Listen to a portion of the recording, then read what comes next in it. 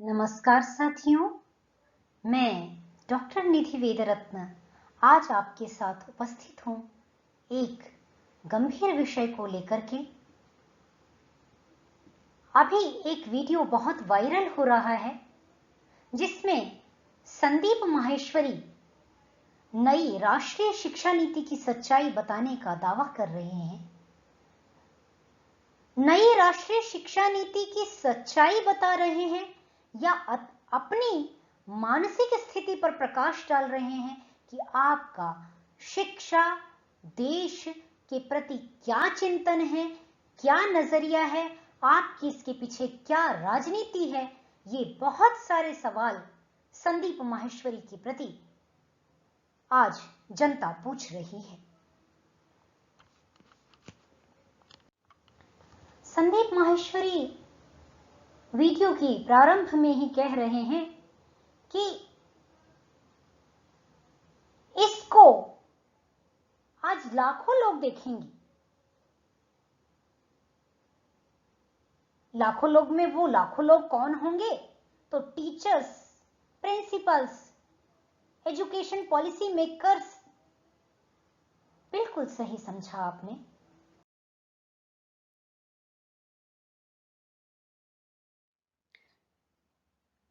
इस वीडियो को टीचर्स अवश्य देखेंगे।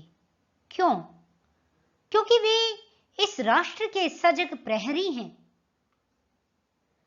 शिक्षक आज जागरूक है, इसीलिए आप जैसे लोग कुछ भी बोलकर चले जाएं, यह संभव नहीं है। आप देख सकते हैं, आपने कुछ बोला और उसकी प्रतिक्रिया में हमारे प्रबुद्ध जागरूक शिक्षक साथियों ने उसका परिणाम बहुत शीघ्र आप तक प्रेषित कर दिया है। जितने लोगों ने इस वीडियो को लाइक नहीं किया, उससे 4 गुना ज्यादा लोगों ने इस वीडियो को डिसलाइक कर दिया। आपके अनुसार हिस्ट्री को स्क्रैप कर देना चाहिए, हिस्ट्री सब्जेक्ट पढ़ाना ही नहीं चाहिए।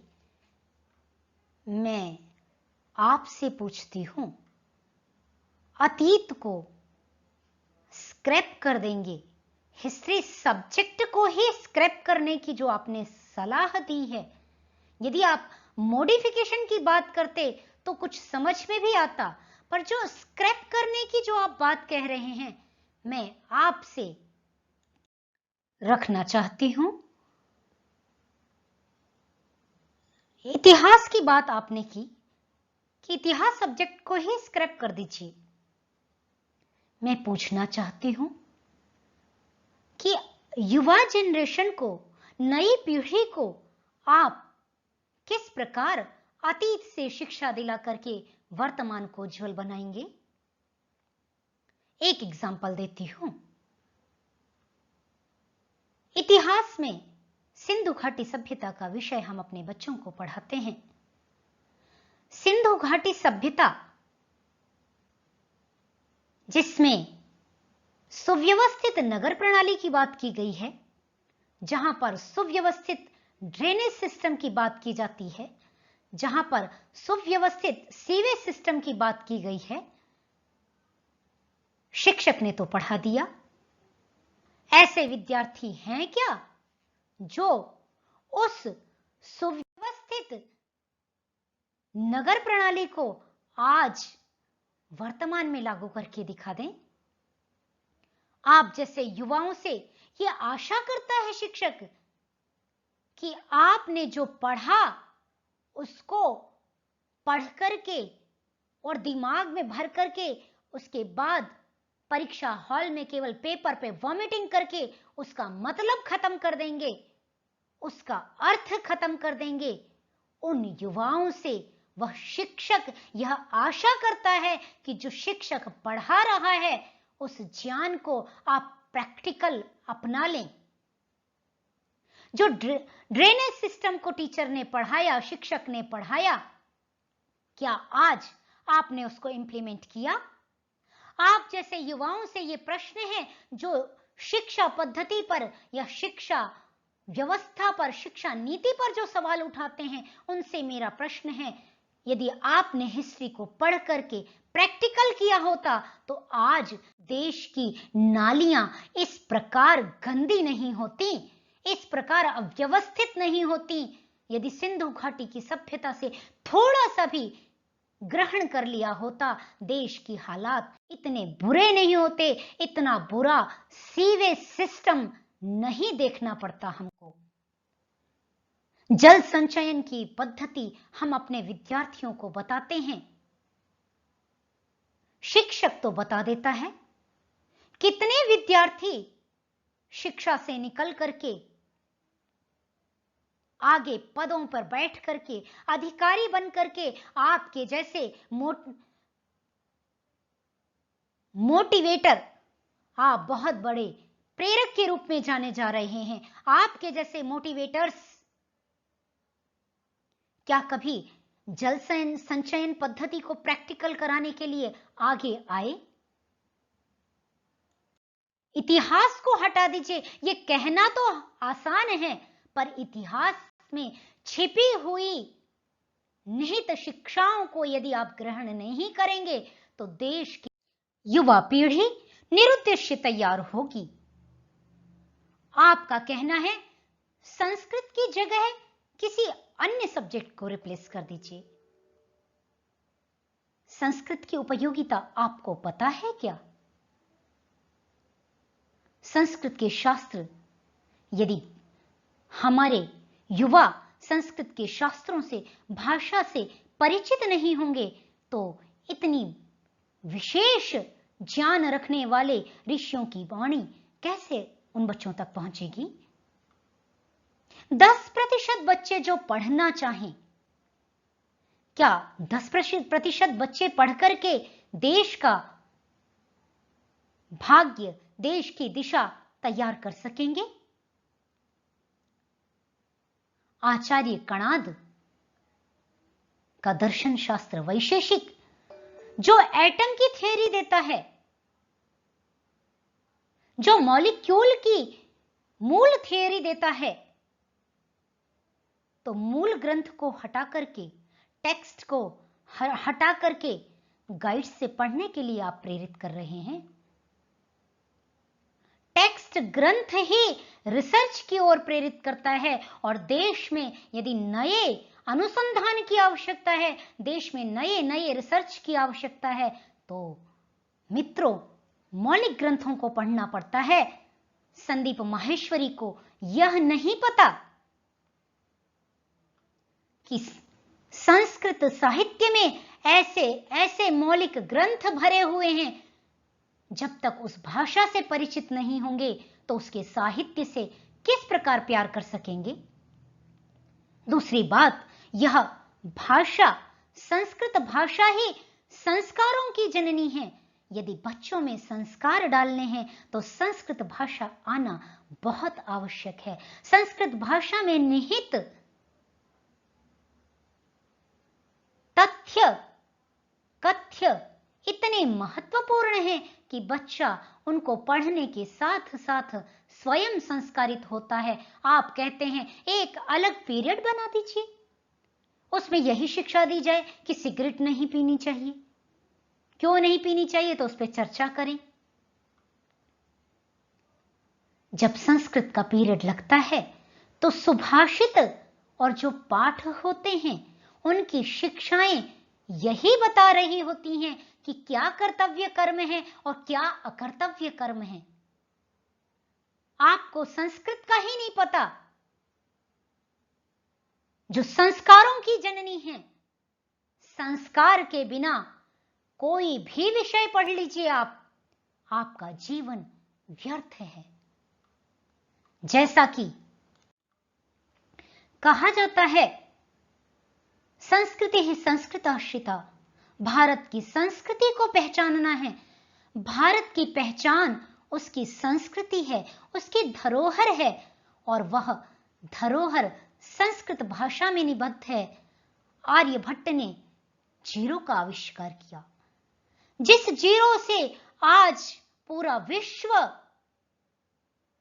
पूरा साइंस, पूरा स्पेस, जिस चेयरों की थियरी से बड़े बड़े रिसर्च कर रहा है, उसको देने वाली संस्कृत भाषा के विद्वान ही हैं। आप कहते हैं उस संस्कृत भाषा को सब्जेक्ट से हटा दीजिए।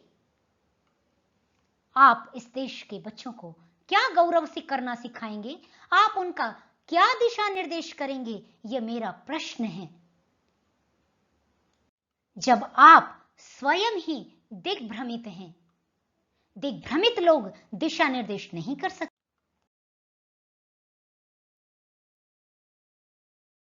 इसी प्रकार इंग्लिश टीचर पर आपत्तिजनक करते हुए, क्या इंग्लिश टीचर्स को इंग्लिश बोलनी आती भी है कि नहीं?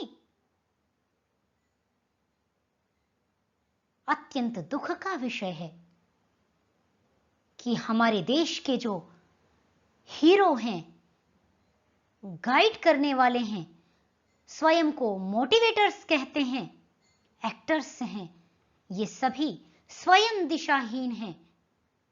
ऐसे लोग देश का क्या दिशा निर्देश करेंगे?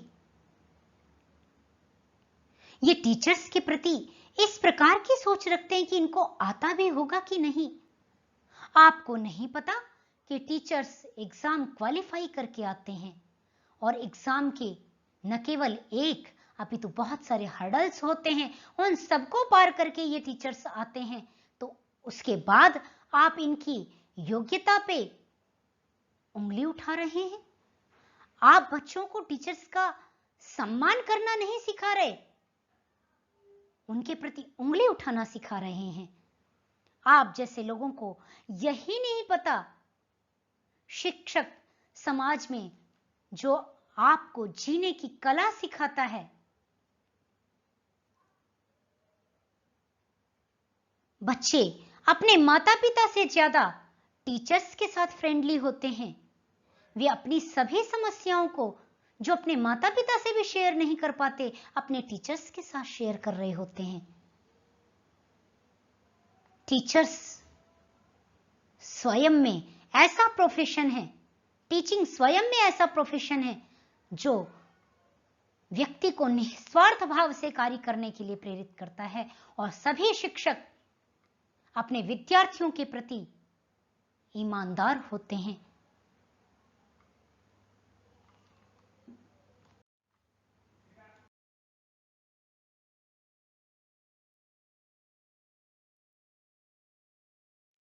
संदीप माहेश्वरी ने एक जगह कहा कि आधा सिलेबस हटा दो।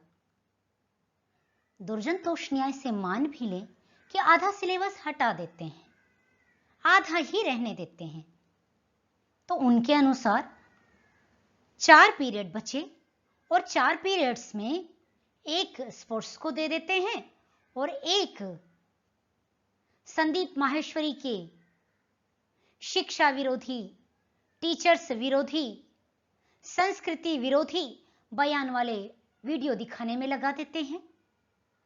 और भी जैसा उन्होंने कहा तो उसके लिए लगा देते हैं। जैसा कि सभी को पता है कि स्कूल 6 घंटे का होता है, जिसमें रिसेस और असेंबली का टाइम हटा दें तो 5 घंटे हैं जो स्टडी के लिए होते हैं। उस 5 घंटे को भी आधा आपने बांट दिया तो 2.5 घंटे बचे, अकॉर्डिंग टू संदीप माहेश्वरी। अर्थात दिन में केवल 2.5 घंटे पढ़ने के लिए, स्टडी के लिए निकालने हैं। दिन के 24 घंटे हैं, 24 घंटे में से सोने के लिए 8 घंटे निकाल दिए, खाने पीने में 2 घंटे निकल गए, 2.5 घंटे पढ़ाई करनी है और 2.5 घंटे स्पोर्ट्स और संदीप माहेश्वरी जैसे मोटिवेटर्स के वीडियो इत्यादि देखने में लगा देना है। तो उसके बाद भी तो समय बच गया। 9 घंटे जो बचे उनका कहां यूटिलाइज करेंगे? उसमें क्या करना है विद्यार्थियों को? क्या आपके पास कोई रूपरेखा है? उसमें बच्चे पबजी खेलेंगे या खुराफात करेंगे?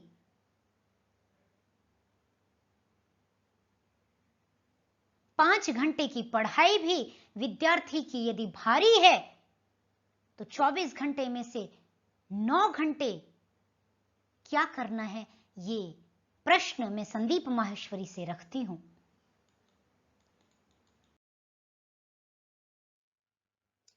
आपसे मेरा निवेदन है कि इस प्रकार के दिग्भ्रमित करने वाले वक्तव्य देने की बजाय थोड़ा सा चिंतन कर लीजिए, अपनी चिंतन क्षमता का विस्तार करना प्रारंभ कर दें। समाज को पथभ्रष्ट करने की बजाय समाज का मार्गदर्शन करने की इच्छा रखिए।